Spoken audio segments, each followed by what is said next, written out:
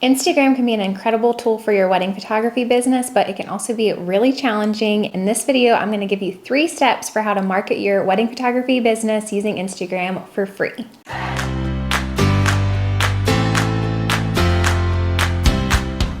I'm Caitlin Workman and welcome to my YouTube channel where I empower and encourage other photographers. Today we're going to be talking about one of my favorite business marketing tools, and that is Instagram. Now, I don't think that you can put all of your eggs in one basket, but I do think that you should have a specific strategy for Instagram, and so I'm going to give you guys some steps to do that today. Your first step is Instagram posts. Now, most people do this step and then they forget about the other 2 steps that are way more important in my opinion, but you can start with Instagram posts. So what do you share about? That's where most people get stuck, but you're gonna just share your work. You're gonna showcase the work that you want your clients to see so that they will book you. So you wanna make sure your posts are consistent. So you're not gonna post one Monday and then not post for 3 weeks and then post again. You don't have to post every single day. Make sure that you have a consistent strategy in place so you're not just posting and then showing up randomly. You want to make sure that you are appearing in demand. That's the most important thing with your posts. Someone should be able to go to your Instagram and scroll and be able to see exactly what your work looks like.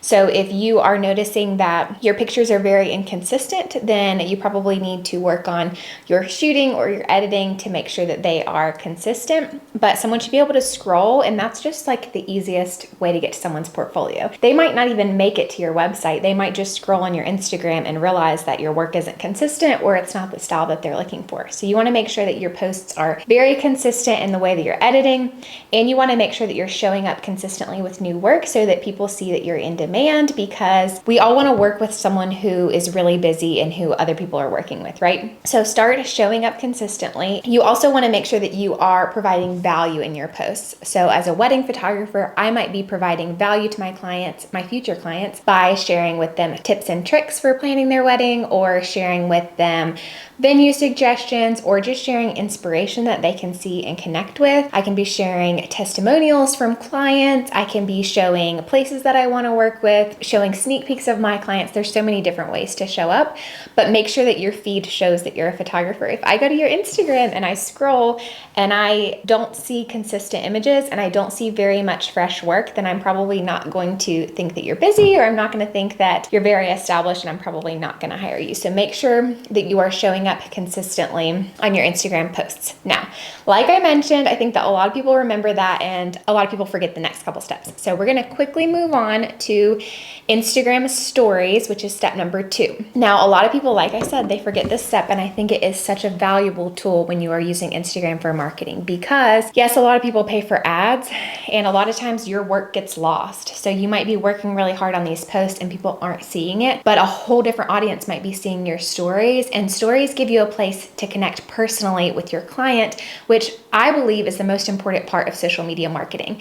I think that yes, it's great as a place for people to see your portfolio, but it's also such a great place for connecting with people. That's the whole reason that social media was created in the first place, was to give people a place to connect. So this is a great place to connect with your audience in a more genuine and authentic way than on your website or in your Instagram feed or different places like that. So start showing up in your stories. And I know that this feels scary because you're talking to a camera and maybe that doesn't feel as natural for you. Trust me, it did not feel natural for me at first. It still doesn't always feel natural for me, but the more that you just start getting on there and showing up, the more natural it becomes, and the more that people are able to connect with you. There are certain people on Instagram who I feel like I know really well. Like I feel like we're friends just because they share a lot about their life in a personal way on their stories. And there are other people who I've followed for years and I don't know a thing about them. I know their work is pretty, but I don't really connect with them at all because they're not showcasing who they are in their stories. Because I love this so much, I created a free guide for marketing. Go download that, because as I'm giving you these 3 steps, that guide will give you a breakdown of exactly what you should be sharing, and it just gives you the tools to implement this even further. So make sure that you grab that before we get into all of this, because it's going to be such a valuable tool and just change the way that you think about marketing. But just start showing up in your stories. You don't have to show up every single day if that's intimidating. Maybe pick like 1 or 2 days a week that you know you're going to be a little bit more put together, and say, okay, on Tuesdays and Thursdays, I'm going to get on my stories, and set a little goal for yourself. You can set boundaries with what you share. You shouldn't be sharing every single little aspect of your life, because that's exhausting. But just pick a few things that you can share about. So you might see me share about my family. You might see me share about beach trips. You might see me share about coffee. In fact, you should see me share about all of those things. Date nights, my relationship with my husband. You should see me share about all of those things. And those are all creating connection points with my future clients and with other vendors and with past clients, because I'm going to stay top of mind by doing that. So just pick a few things that you can share about. And like I mentioned, if you didn't grab that guide, please grab it, because it goes really in depth with what you should be sharing. And I'm just sharing a little bit here because I want to make sure that we get to our third step, which is Instagram DMs.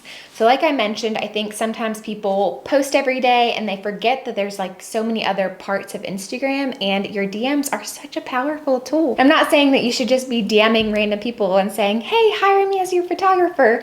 But you can use your DMs to create relationships with other vendors, other photographers, other people who are going to send referrals your way, right? So if you are newer, you may not have the connections that you need for referrals in the industry, and you may not have time to go to a whole lot of networking events. When I started my business, I had a five-year-old daughter. Wow, that's crazy because she's 11 now. It's hard to think about her being that little. But anyways, so I couldn't just like go to every event every weekend. And so I started just creating connections with other people online. So start connecting with people through DMs and through commenting on other people's posts. That's so important, because you don't want to just post and not ever show up, but you can start commenting on planners posts or venues posts, or if you see someone gets engaged, but just comment, just use social media for what it was supposed to be used for, which is creating connections with people. And I think that you'll find that it kind of all has a snowball effect. I think if you're just doing one of these 3 steps, you're not gonna find success with Instagram unless you're paying for ads. But I think if you are showing up consistently and in a beautiful way, showcasing your work, you're showing up on your stories and showing people who you are and why they should work with you, and you are creating connection points with other people through DMs and through comments and through different things like that, I think that you will quickly find that Instagram is such a powerful tool for your wedding photography business. And if you're not a wedding photographer, you can easily use all of these tools for your family photography business too. So I hope that this was helpful. And if you guys have any questions about this, as always, just leave them in the comments, and I will see you guys next week. Bye, friends.